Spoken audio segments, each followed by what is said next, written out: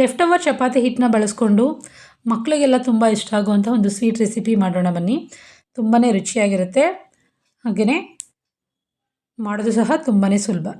ನಾನು ಇದಕ್ಕೆ ಉಳಿದಿರೋಂಥ ಚಪಾತಿ ಹಿಟ್ಟನ್ನೇ ಬಳಸ್ಕೊತಾ ಇದ್ದೀನಿ. ನೀವು ಬೇಕಿದ್ರೆ ಫ್ರೆಶ್ಶಾಗಿ ಚಪಾತಿ ಹಿಟ್ಟನ್ನು ಕಲಿಸ್ಕೊಂಡು ಈ ಸ್ವೀಟನ್ನು ಮಾಡ್ಕೋಬೋದು. ಮೊದಲಿಗೆ ಚಪಾತಿ ಹಿಟ್ಟನ್ನು ತೊಗೊಂಡು ಒಂದು ಸ್ವಲ್ಪ ಗೋಧಿ ಹಿಟ್ಟು ಹಾಕಿ ನೀಟಾಗಿ ಎಷ್ಟು ಆಗುತ್ತೋ ಅಷ್ಟು ತೆಳ್ಳಗೆ ಚಪಾತಿನ ಲಟ್ಟಿಸ್ಕೋಬೇಕು. ಲಟ್ಟಿಸ್ಕೊಂಡಿರೋ ಚಪಾತಿನ ಆನಂತರ ಹೆಂಚು ಮೇಲೆ ಹಾಕ್ಕೊಂಡು ಜಸ್ಟ್ ಒಂದು 30% ಬೇಯಿಸ್ಕೋಬೇಕಷ್ಟೇ. ಅದನ್ನು ಕಂಪ್ಲೀಟಾಗಿ ಚಪಾತಿನ ಬೇಯಿಸ್ಕೊಳ್ಳೋದು ಬೇಡ. ಅಲ್ಲಲ್ಲಿ ನಮಗೆ ಬಬಲ್ಸ್ ಬರೋ ಥರ ಆಗಬೇಕು. ಎರಡೂ ಕಡೆ ಸ್ವಲ್ಪ ಸ್ವಲ್ಪ ಬಬಲ್ಸ್ ಬರುತ್ತೆ, ಅಲ್ಲಿವರೆಗೂ ಅದನ್ನು ಬೇಯಿಸಿ ತೆಕ್ಕೋಬೇಕು. ಆನಂತರ ರೆಕ್ಟ್ಯಾಂಗ್ಯುಲರ್ ಶೇಪ್ಗೆ ಕಟ್ ಮಾಡ್ಕೋಬೇಕು. ನಾನು ಇಲ್ಲಿ ತೋರಿಸ್ತಾ ಇದ್ದೀನಿ ನೋಡಿ, ಅದೇ ರೀತಿ ಕಟ್ ಮಾಡ್ಕೋಬೇಕು ಅದನ್ನು. ಆನಂತರ ಇದನ್ನು ಫ್ಯಾನ್ ಫೋಲ್ಡಿಂಗ್, ನಾವು ಪೇಪರನ್ನು ಬಳಸ್ಕೊಂಡು ಫ್ಯಾನ್ ಮಾಡ್ತೀವಲ್ಲ ಆ ಥರ ಇದನ್ನು ಮಡಚ್ಕೊಂಡು ಹೋಗಬೇಕು. ಸ್ಯಾರಿ ನೆರಿಗೆಲ್ಲ ಯಾವ ರೀತಿ ತೆಗಿತೀವಿ ಆ ಥರ ನೀಟಾಗಿ ಫೋಲ್ಡ್ ಮಾಡಿಕೊಂಡು ನೋಡಿ, ಈ ಥರ ಫೋಲ್ಡ್ ಮಾಡಿಕೊಂಡು ಅದಕ್ಕೊಂದು ಟೂತ್ ಪಿಕ್ನ ಚುಚ್ಚಿ ನಾನು ಇಟ್ಕೋತಾ ಇದ್ದೀನಿ. ಇನ್ನು ಉಳಿದಿರೋಂತಹ ಚಪಾತಿನೂ ಸಹ ನಾನು ಇದೇ ರೀತಿ ಫೋಲ್ಡ್ ಮಾಡಿ ಟೂತ್ ಪಿಕ್ ಹಾಕಿ ರೆಡಿ ಮಾಡ್ಕೋತೀನಿ. ಕೆಲವರು ಇದನ್ನು ಸಮೋಸ ಶೀಟ್ ಯೂಸ್ ಮಾಡಿಕೊಂಡು ಮಾಡ್ತಾರೆ, ಬಟ್ ಅದು ಮೈದಾ ಹಿಟ್ಟಾಗಿರೋದ್ರಿಂದ ಅನ್ಹೆಲ್ದಿ ಅಂತ ನಾನು ಗೋಧಿ ಹಿಟ್ಟಲ್ಲೇ ಟ್ರೈ ಮಾಡೋಣ ಅಂತ ಈ ರೆಸಿಪಿನ ಟ್ರೈ ಮಾಡ್ತಾಯಿದ್ದೀನಿ. ತುಂಬ ಚೆನ್ನಾಗಿ ಬರುತ್ತೆ, ಕ್ರಿಸ್ಪಿಯಾಗಿ ತಿನ್ನೋದಕ್ಕಂತೂ ತುಂಬಾ ರುಚಿಯಾಗಿರುತ್ತೆ. ನೋಡಿ, ನಾನು ಬೇರೆ ಎಲ್ಲನೂ ಇದೇ ರೀತಿ ಕಟ್ ಮಾಡಿ ಫೋಲ್ಡ್ ಮಾಡಿ ಟೂತ್ ಪಿಕ್ ಹಾಕಿ ಇಟ್ಕೊಂಡಿದ್ದೀನಿ.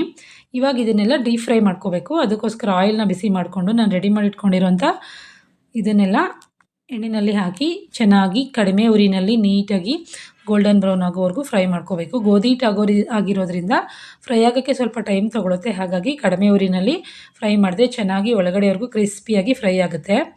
ನೋಡಿ, ಈ ಬಣ್ಣ ಬರೋವರೆಗೂ ಚೆನ್ನಾಗಿ ಫ್ರೈ ಮಾಡಿ ತೆಗೆದಿಟ್ಕೋಬೇಕು. ಇವಾಗ ಇದಕ್ಕೆ ಬೆಲ್ಲ ಸಿರಪ್ ಮಾಡ್ಕೊಳ್ಳೋದಕ್ಕೆ 1 ಕಪ್ ಆಗೋಷ್ಟು ಬೆಲ್ಲ, 1/4 ಕಪ್ ಆಗೋಷ್ಟು ನೀರು ಹಾಕಿ ಬೆಲ್ಲನ ಚೆನ್ನಾಗಿ ಕರಗಿಸ್ಕೊಂಡ್ರೆ ಸಾಕಾಗುತ್ತೆ. ನಮಗೆ ಬೆಲ್ಲದ ಪಾಕ ಏನೂ ಬೇಕಾಗಿಲ್ಲ. ನೋಡಿ, ನಾನು ಅದರಲ್ಲಿರುವಂಥ ಟೂತ್ ಪಿಕ್ ಎಲ್ಲ ತೆಗೆದು ರೆಡಿ ಮಾಡಿಕೊಂಡಿದ್ದೀನಿ. ತುಂಬ ಚೆನ್ನಾಗಿ ಕ್ರಿಸ್ಪಿಯಾಗಿ ಬರುತ್ತೆ. ನೋಡಿ, ಬೆಲ್ಲದ ಸಿರಪ್ ಇವಾಗ ರೆಡಿಯಾಗಿದೆ. ಇದನ್ನು ಸ್ವಲ್ಪ ತಣ್ಣಗಾಗೋದಕ್ಕೆ ಬಿಟ್ಟು ಆನಂತರ ನಾವು ರೆಡಿ ಮಾಡಿ ಇಟ್ಕೊಂಡಿರೋಂತಹ ಬಟರ್ಫ್ಲೈಸ್ನೆಲ್ಲ ಇದರೊಳಗಡೆ ಇಡಬೇಕು. ಆವಾಗ ಅದು ನೀಟಾಗಿ ಬೆಲ್ಲ ಸಿರಪ್ನೆಲ್ಲ ಹೀರ್ಕೊಳ್ಳುತ್ತೆ.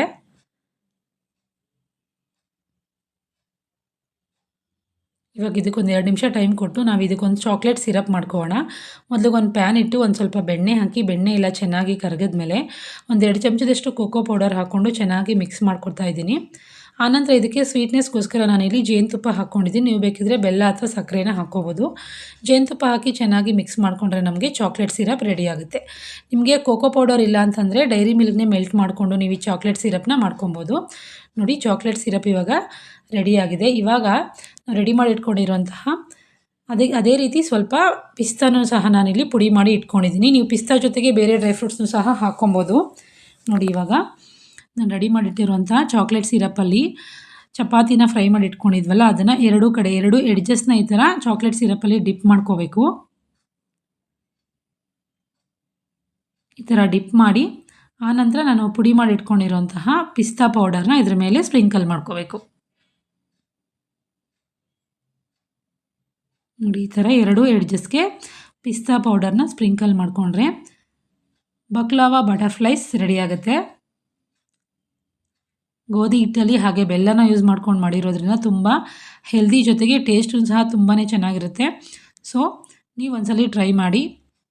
ಈ ವಿಡಿಯೋ ನಿಮಗೆ ಇಷ್ಟ ಆದರೆ ವಿಡಿಯೋಗೊಂದು ಲೈಕ್ ಮಾಡಿ, ಹಾಗೆ ನಿಮ್ಮ ಫ್ರೆಂಡ್ಸ್ ಆ್ಯಂಡ್ ಫ್ಯಾಮಿಲಿ ಜೊತೆಗೆ ಶೇರ್ ಮಾಡಿ.